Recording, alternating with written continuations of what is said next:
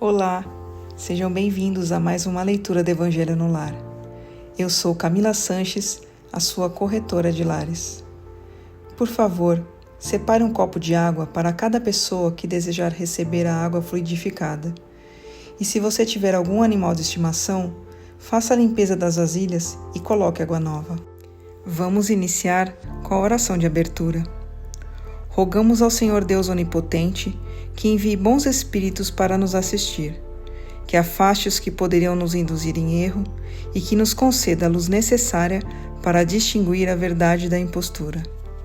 Afasta também os espíritos maldosos, encarnados ou desencarnados, que poderiam tentar lançar a desunião entre nós e nos desviar da caridade e do amor ao próximo. Se alguns procurarem introduzir-se aqui, faz que não encontrem acesso no coração de nenhum de nós. Bons espíritos que se dignam a vir nos instruir, nos tornem dóceis a seus conselhos. Nos livrem de todo pensamento de egoísmo, orgulho, inveja e ciúme. Nos inspirem compaixão e benevolência para com os nossos semelhantes, presentes ou ausentes, amigos ou inimigos. Façam que, finalmente, pelos sentimentos de que fomos animados, reconheçamos sua benéfica influência. Deem aos médios que escolheram para nos transmitir seus ensinamentos a consciência da santidade do mandato que lhe é confiado e da gravidade do ato que vão realizar, a fim de que o façam com o fervor e o recolhimento necessários. Se na reunião houvesse pessoas que a ela tenham vindo atraídas por outros sentimentos que não os do bem, abram seus olhos à luz e perdoem-nos, como nós perdoamos se vierem com más intenções. Pedimos especialmente ao espírito de André Luiz, nosso guia espiritual, que nos assista e que vele por nós.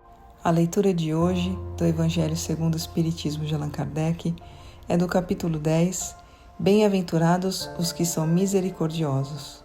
Não julguem para não serem julgados. Quem estiver sem pecado, que atire a primeira pedra. Itens 11 a 13.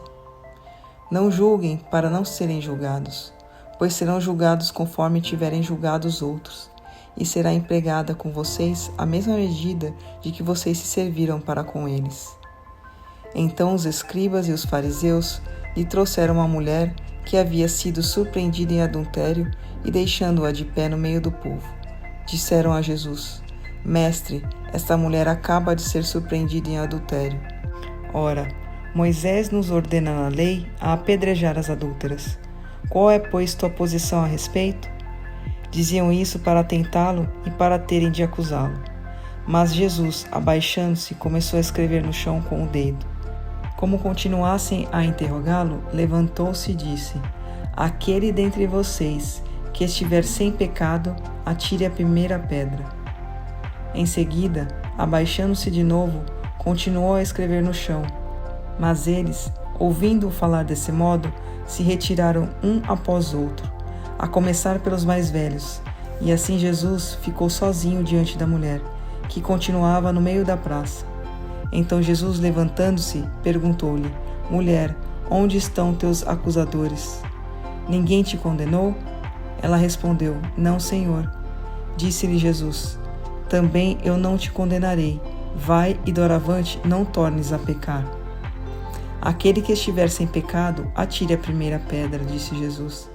Esta máxima faz da indulgência um dever para nós, porque não há ninguém que não necessite para si próprio de indulgência.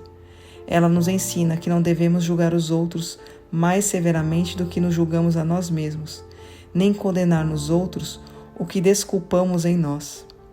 Antes de recriminar alguém por uma falta, vejamos se a mesma recriminação não pode recair sobre nós. A recriminação proferida contra a conduta de outrem pode ter dois motivos: reprimir o mal ou desacreditar a pessoa cujos atos criticamos. Este segundo motivo nunca tem desculpa, pois se trata de maledicência e maldade. O primeiro pode ser louvável e se tornou mesmo um dever em certos casos, porque dele deve resultar um bem e porque, a não ser assim, o mal jamais seria reprimido na sociedade. O homem, aliás, não deve ajudar no progresso de seu semelhante? Não deveria, portanto, tomar no sentido absoluto este princípio, Não julguem se não quiserem ser julgados, pois a letra mata e o espírito vivifica. Jesus não podia proibir de recriminar o que está mal, porquanto ele próprio deu o exemplo e o fez em termos enérgicos. Mas ele quis dizer que a autoridade da censura está na razão direta da autoridade moral daquele que profere a censura. Tornar-se culpado daquilo que se condena em outrem é abdicar dessa autoridade. Mais ainda, é privar-se do direito de repressão. A consciência íntima, de resto, nega todo respeito e toda submissão voluntária àquele que, investido de um poder qualquer, viola as leis e os princípios que está encarregado de aplicar. Não há autoridade legítima aos olhos de Deus, a não ser aquela que se apoia no exemplo que ele dá do bem.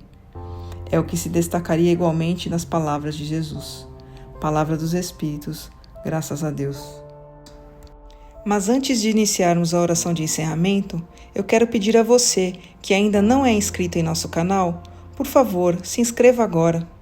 Clique no botão inscrever-se aqui abaixo do vídeo.